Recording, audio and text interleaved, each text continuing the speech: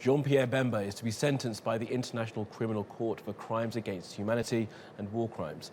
The former Congolese rebel leader was convicted of failing to stop his fighters from killing and raping people in neighbouring Central African Republic in 2002 and 2003. The trial started 8 years ago after he was arrested in Belgium. Well, for more on this, TRT World's Fidelis Mbah joins us now live on set. So Fidelis, just quickly take us through, before we talk about the significance of this, the time frame of today. Well, in about 2 hours, the sentencing will happen at The Hague. And, his lawyers will be hoping, that's Pierre Bemba's lawyers will be hoping that, he will get, so to speak, a fair sentence, because the prosecutors are calling for 25 years, and at least 25 years. But the highest the court can actually give is 30 years.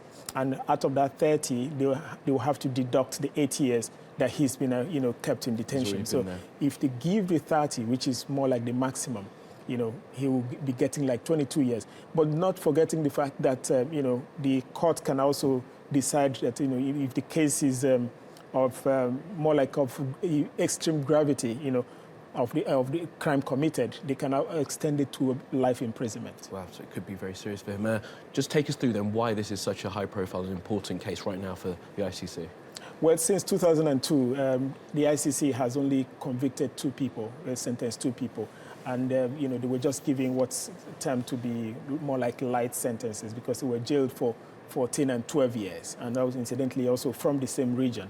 And he is like Pierre Bemba is like the most high profile that has been convicted, because we've had cases of Kenyan President Uhuru Kenyatta and his deputy William Ruto, who were at the ICC, but their cases had to be dismissed because of lack of sufficient evidence to prosecute them. So this is like the highest. And then the fact that a former military commander, someone who was giving out orders, will be brought to justice at that level is actually something that many people didn't expect before now, because this is something that has happened over the years and continues to happen, where military commanders, give out orders with impunity. They do all sorts of things and they get away with it because there's actually no one to hold them accountable. So if this is, if he's sentenced today, he's going to send very strong signals to other people who are involved in the act. Absolutely. And just more widely then, just take us through, African leaders feel quite victimized by the ICC. Just take us through some of the reasons why that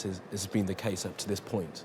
Well, the African, leaders, they feel that they've been unfairly targeted, because if you look at the roll call of people who have been dragged before the ICC, even those who have been declared wanted, they're mostly from Africa. And they're saying, is it that only African leaders that are, committing atrocities across the world? They've given instances where other people have been indicted for war crimes and nothing really happened. They've even accused some, powerful Western countries that their leaders actually, carried out acts of, war crimes in other continents, even across their own continent, and nothing actually happened in terms of bringing them to ICC. So they feel they are being unfairly targeted. You take the case of Omar al-Bashir of Sudan. He's been on the run. In fact, recently when he was in South Africa, the ICC wanted him to be arrested, but somehow he managed to escape. And just about a month ago, he was in Uganda to attend the presidential inauguration of President Yoweri Museveni. And the ICC also wanted him to be arrested there, but Museveni actually put his foot down and said, look, you can't arrest him because he's a sovereign president right in my country. He's my guest. So it actually goes to show that right now the African presidents are not ready to cooperate. Even during the African Union meeting recently in Ethiopia, President Robert Mugabe of Zimbabwe came out to actually more like, speak out against ICC, hounding African leaders, and now they are not, more like ready to cooperate with ICC. Absolutely. We're perceived a double standard there. Fidelis, fascinating as always. Thank you very much.